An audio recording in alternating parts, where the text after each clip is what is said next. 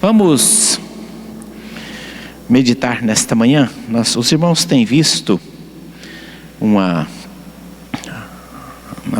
nas últimas semanas, aliás, nos 2 últimos anos, o assunto que tem tomado conta da nossa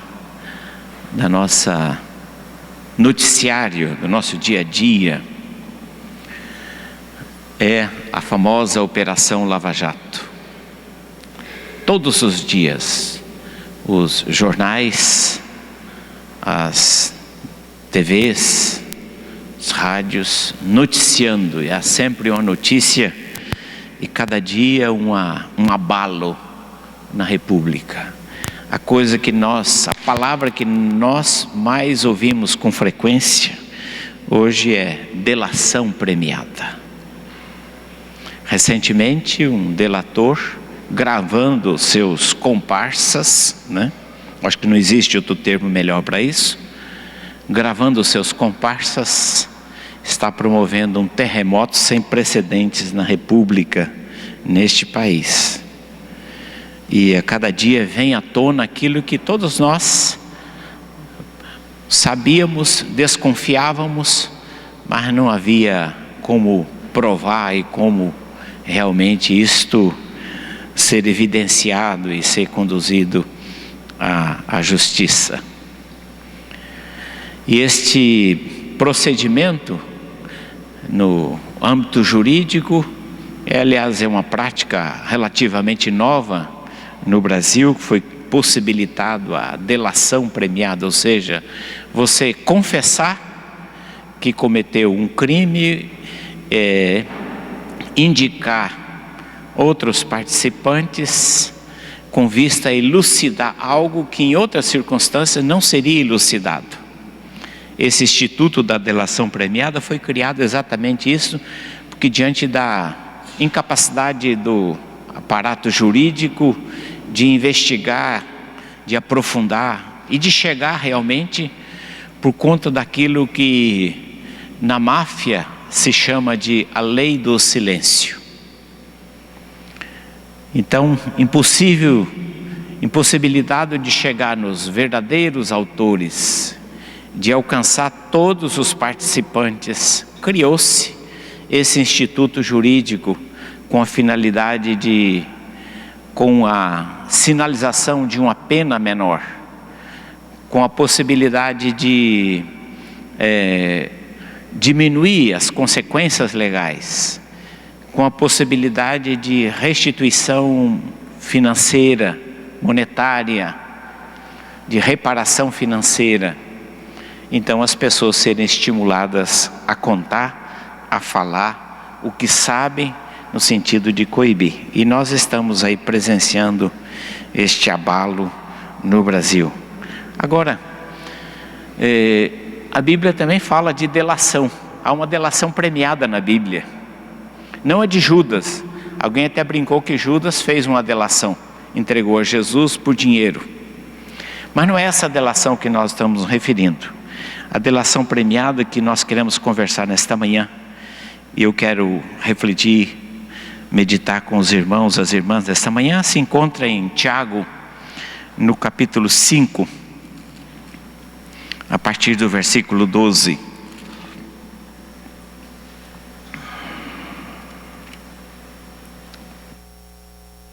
Até o versículo 16.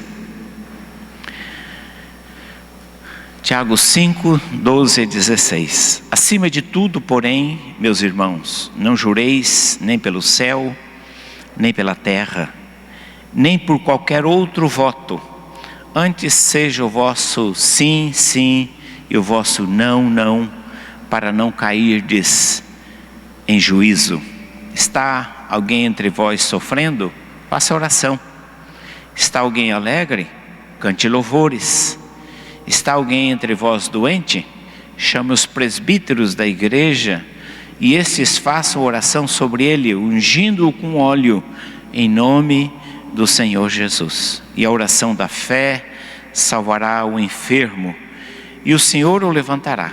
E se houver cometido pecados, ser-lhe-ão perdoados. Confessai, pois, os vossos pecados uns aos outros, e orai uns pelos outros, para serdes curados. Muito pode, por sua eficácia, a súplica do justo.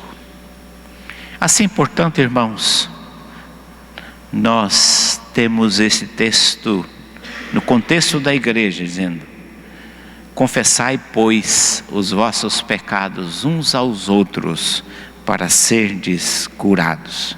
Este não é o único texto que fala de confissão. Nós lemos o texto de Provérbios, que diz que o que encobre as suas transgressões jamais prosperará, mas o que as confessa e deixa alcançará misericórdia. Bem como um texto muito conhecido, o texto de 1 João: se confessarmos os nossos pecados, Ele é fiel e justo para nos perdoar e nos purificar de toda injustiça. E a mais famosa confissão na Bíblia, registrada na Bíblia, é atribuída a Davi, o Salmo 51.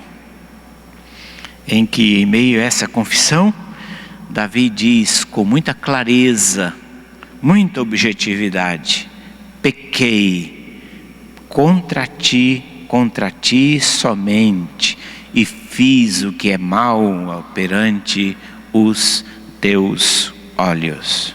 Portanto, nós temos na Bíblia vários exemplos de confissão. Daniel, há outros momentos, há outros episódios de confissão. Mas o que significa realmente confessar pecados? O que é confessar pecados? Na verdade, nós, quando ouvimos falar sobre confissão de pecados, às vezes nós temos uma ideia muito simplista, e a confissão tem sido barateada, porque nós às vezes reduzimos a nossa confissão àquelas orações formais, aquelas fórmulas com que geralmente nós terminamos as nossas orações: perdoa os nossos pecados em nome de Jesus, amém. Ou perdoa a multidão dos meus pecados em nome de Jesus, amém. E às vezes a gente não está avaliando exatamente o que nós estamos pedindo e o que nós estamos nos referindo. Alguém até brincou que nós pecamos no varejo e pedimos perdão no atacado. E que a confissão não pode ser reduzida a essas expressões costumeiras, essas expressões que nós pronunciamos, às vezes sem avaliar o que exatamente que nós estamos confessando. É como se dissesse: ó Deus, perdoa aí, né? Mas se Deus nos perguntasse: o que você está pedindo perdão? O quê? Do que é que você está arrependido? O que é que você está contrito? Por que você está triste? O que é que você quer refazer? O que é que você quer recomeçar? Talvez a gente não soubesse dizer com precisão, com exatidão. Há um barateamento, há uma simplificação da confissão. A palavra confissão, a nossa língua é derivada de uma palavra grega chamada homologueim. Como os irmãos podem perceber, esta palavra que deu origem à palavra homologar. Homologar. Ou seja, confessar significa você concordar com Deus. Você dizer a mesma coisa. Homologar é dizer a mesma coisa. É você assinar embaixo, é você concordar com o que está escrito. É você colocar o seu de acordo. E o que significa confessar pecado? Significa que você está concordando com Deus, o que Deus diz a respeito do pecado. O que a Bíblia diz a respeito do pecado, que pecado é pecado. Porque nós enfeitamos, porque nós arrumamos adjetivos, porque nós arrumamos palavras mais suaves para que não fira os nossos ouvidos. Então muitos pecados se tornaram palavras mais suaves. Nós arrumamos palavras mais adequadas para que não machuque os nossos ouvidos. E pecado continua sendo pecado. Não importa se ele tenha causado grande estrago, pouco estrago, Mas o fato é que confessar pecados é concordar com Deus com respeito àquilo que Ele diz através da sua palavra que é pecado. Isto é confissão de pecados. Agora a grande pergunta é, que às vezes nós fazemos, mas se Deus sabe tudo, por que eu preciso confessar? Ele não conhece a minha vida? A Bíblia não diz, antes que uma palavra chegue, que eu pronuncie uma palavra, Ele já sabe as intenções. Por que eu preciso confessar então os meus pecados, se Deus já sabe tudo? Na verdade, a confissão não é informação, você não informa a Deus. Nós confessamos não é para informar a Deus que somos pecadores. Nós confessamos não é para dizer para Deus o que Ele já está sabendo. Na verdade, a confissão é esse exercício constante e permanente do reconhecimento da nossa pecaminosidade, da nossa tendência pecaminosa, das nossas limitações. E este não é um exercício fácil, este não é um exercício agradável. Confessar pecados não é uma tarefa fácil, porque é o reconhecer cotidianamente, permanentemente, a nossa condição, a nossa miséria, o nosso afastamento do propósito original estabelecido por Deus. Por isso que a confissão se torna necessária. Ela é uma necessidade constante, permanente. E ela é necessária porque constantemente nós precisamos entender a nossa dependência da graça de Deus. A confissão é esse exercício de você diariamente dizer: Senhor, mais uma vez, novamente eu estou aqui e eu reconheço que se não for a tua graça, que não é a minha justiça, que não é a minha retidão, que não são as minhas boas obras, não são os meus feitos, mas é a tua graça. É pela tua graça, Senhor, que eu continuo aqui. É pela tua graça que eu me aproximo, é pela tua graça que eu continuo em pé, é pela tua graça que eu persevero, é a tua graça. E a confissão é esse exercício em que nós declaramos a dependência absoluta da graça de Deus. Isso nos faz humildes. Isso nos faz humildes. Porque o fariseu não tem pecado. Mas o crente que entende a graça de Deus, ele se reconhece pecador. Ele se vê à mercê da graça de Deus, da dependência da graça de Deus. E não há espaço para soberba, não há espaço para alta exaltação, não há espaço para o orgulho, não há espaço para nos julgarmos superiores uns aos outros. Mas a nossa condição pecaminosa nos lembra a necessidade constante de vivermos de maneira humilde e compassiva e misericordiosa. Quem confessa os seus pecados, ele tem muito mais misericórdia com aquele irmão que peca. O fariseu é cruel, pecou, merece condenação, merece ser execrado, punido, eliminado. Mas o cristão que confessa os seus pecados, ele se coloca no lugar do irmão, ele se vê na situação do irmão, ele se vê na iminência de fazer a mesma coisa, ou às vezes até coisa pior que aquele irmão fez. Ele se vê na proximidade daquela situação,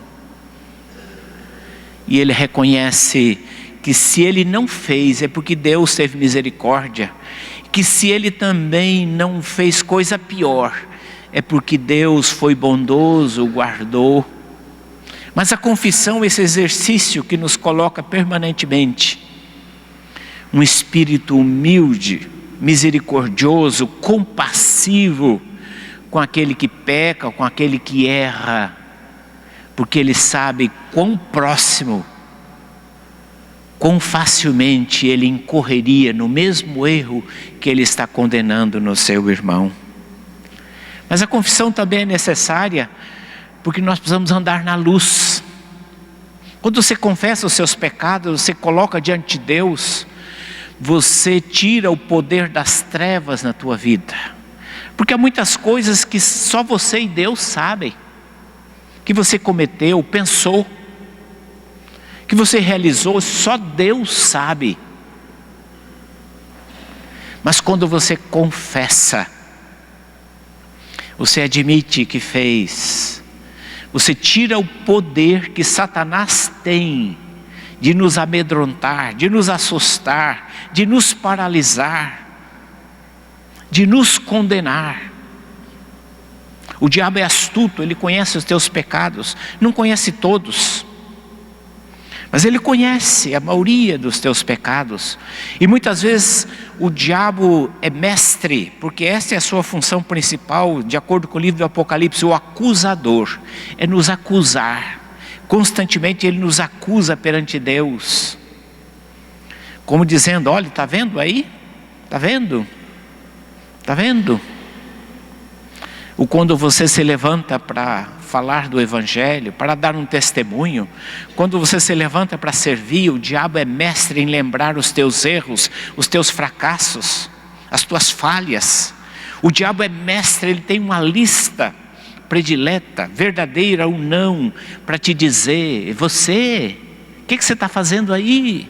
Você não pode, você não tem moral, você não tem direito. Lembra o que você fez lá ontem à noite? Lembra o que você pensou? Lembra? E você não pode, você é uma hipócrita. O diabo é mestre em colocar pensamentos dessa natureza na nossa mente. Ele coloca, ele sopra. Por isso que a confissão é necessária, porque é uma forma de você andar na luz. Há muitas histórias sobre Lutero. Lutero era uma alma muito atormentada antes da sua conversão, e mesmo depois ele tinha embates homéricos com o diabo. E ele narra algumas histórias sobre Lutero. Algumas são dele mesmo, outras são dos seus discípulos, mas há um episódio que ele mesmo narra, que é o adormecer. Ao anoitecer ele está orando, e começam a vir à sua mente a lembrança dos seus pecados que ele cometeu durante o dia. E o diabo começa a lhe lembrar, e ele começa a ficar atormentado. E chegou o momento que ele disse para o diabo: diabo, tem mais. Diabo, pode falar, tem mais, tem outras coisas que você não mencionou. Mas eu te digo, diabo, que o sangue de Jesus me purifica de todo o pecado. Eu te digo que eu vivo nesta certeza, nesta convicção. Por isso que o cristão precisa confessar para andar na luz. Quando o diabo lhe acusar, diz: já confessei, é verdade. E você não discute com o diabo, e você não argumenta com o diabo, você não justifica teus pecados com o diabo. Você conversa dos teus pecados com quem você deve e pode conversar: com Deus e com seus irmãos, mas jamais com o diabo. Porque nós somos chamados a andar na luz, a viver na luz. Quais os prêmios dessa delação? Hoje estão nós ouvindo aí, né, que os delatores do Mensalão, Petrolão, Mensalão não teve delatores, né? Mas do Petrolão, na Lava Jato, tem muita gente recebendo o prêmio. Está se questionando esse último aí, delator que está abalando a República, incluindo todo mundo, vai cumprir a pena na sua casinha lá em Fortaleza, num bairro humilde chamado Beach Park, simples, com piscina enorme de uma mansão. Vai botar uma tornozeleira eletrônica, vai devolver, segundo se informou, 75 milhões. Isso significa que não foi só isso que ele se apropriou. e durante alguns anos vai ficar restrito, não pode viajar, não pode frequentar determinados lugares, mas vai estar confinado na sua pobre casinha, né, esperando o momento de poder usufruir do resto que ele não confessou. Mas qual é o prêmio? Qual é o prêmio para a delação do cristão quando ele resolve confessar os seus pecados? O que é que você ganha com isso? As recompensas são espirituais, emocionais e físicas. Do ponto de vista emocional e físico, eu estou me lembrando agora a história que li algum tempo atrás a respeito de um general brigadeiro da Força Aérea Americana, um militar com uma folha de serviço impecável, condecorado, herói de guerra, lutou na Segunda Guerra Mundial e que fora preso 2 vezes por tentativa de roubo e por ser falsário. 2 vezes tentou suicídio. Foi preso por dirigir embriagado, espancava a esposa. E aquilo não parecia fazer sentido com a sua folha de serviços. Brilhante, impecável, competente, herói de guerra. Quando então o psicólogo, o psiquiatra que estavam tratando dele veio à tona, ele havia sido o piloto que conduziu a missão que lançou a primeira bomba atômica em Hiroshima, em agosto de 1945. E a explicação do psicólogo, do psiquiatra, era que ele estava atormentado, porque não sabendo exatamente o que ele levava a bordo naquele dia, mas depois descobrindo a desgraça, o horror, mais de 300 mil pessoas pereceram só com uma bomba. Ele se sentia atormentado, ele se sentia culpado por ter participado de tamanha atrocidade. E o seu mecanismo de culpa, que todos nós trazemos instalado dentro de nós, era como que pedindo: me punam, porque eu cometi uma atrocidade sem par. Eu fui cúmplice de uma desgraça para muitos e muitas pessoas. Era como se ele estivesse pedindo que fosse condenado, que fosse punido, porque o seu sentimento de culpa era tão forte que, não podendo lidar com ele, ele criava situações para que de alguma maneira um sistema, uma instituição o punisse e ele encontrasse alívio pelo seu pecado. Nós somos assim. Deus, quando nos criou, nos instalou dentro de nós um sistema que se chama consciência. Quer você reconheça, quer não, quer você creia em Deus, na sua palavra ou não, quer você aceite isto ou não, Deus instalou dentro de nós esse sistema. E esse sistema, às vezes pode estar sensibilizado, pode não estar, mas todas as vezes que nós violamos um princípio da palavra de Deus, alguma coisa fica registrada na nossa memória, na nossa mente, no nosso coração, no nosso sistema emocional, mental, no nosso sistema psíquico, fica registrado que algo está errado, que algo não está bem. E aquilo, enquanto não for tratado, enquanto aquilo não for confessado, enquanto aquilo não vier à tona, enquanto não experimentarmos a purificação que a confissão nos proporciona, aquilo incomoda, e nós às vezes podemos até desenvolver doenças físicas, podemos desenvolver doenças no nosso organismo, Porque nós somos um ser integrado, não se separa a vida espiritual, emocional do físico, nós somos um ser integrado. E quando nós cometemos um pecado, e se isto não é tratado, se isto não é resolvido de maneira adequada e apropriada, se não confessarmos, se não tratarmos, aquilo está lá, fica incomodando. E há muitas pessoas que desenvolvem enfermidades. Certa vez um médico me disse, só para os irmãos terem uma ideia, desta associação entre corpo e emoções, que existem cerca de 80 enfermidades relacionadas diretamente com a ansiedade. Cerca de 80 enfermidades, ele me disse, relacionadas com a ansiedade.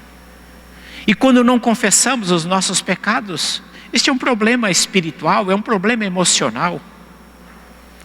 E que se nós não tratarmos, nós vamos adoecendo a alma, adoecendo as emoções, adoecendo o espírito, adoecendo o corpo, se nós não tratarmos. Por favor, irmãos, eu não estou dizendo que toda doença, toda enfermidade seja resultado de pecados, não estou dizendo isto, mas eu estou dizendo que muitas vezes pecados produzem enfermidades emocionais, físicas.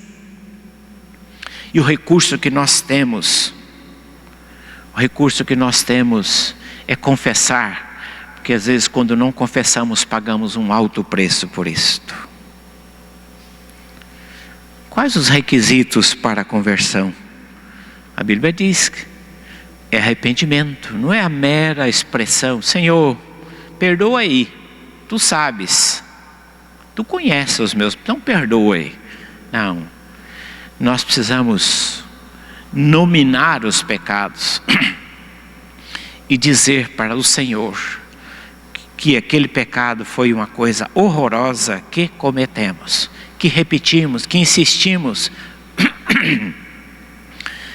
que teimamos em repetir. Por isso a necessidade do arrependimento sem negociação. Sem a negociação da delação premiada, sem reservas. Precisamos aprender a dizer para Deus o que exatamente está acontecendo conosco.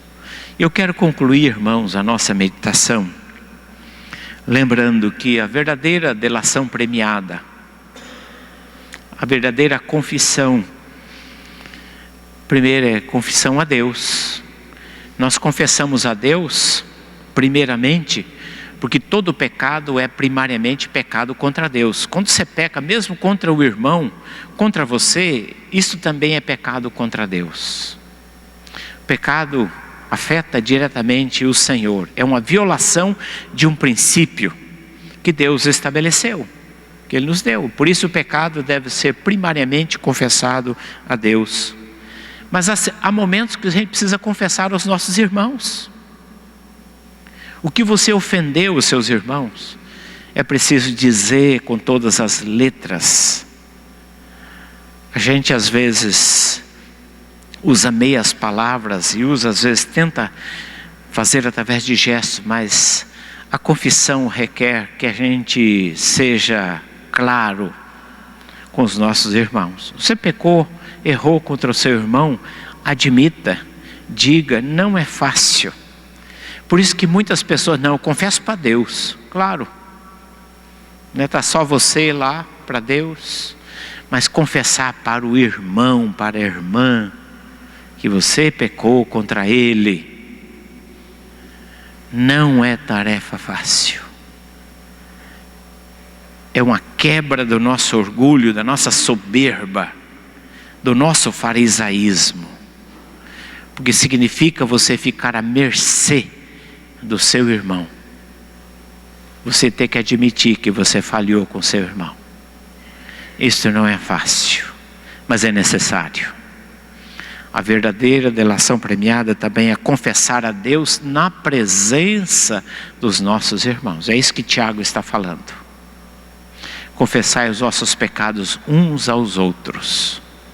uns aos outros.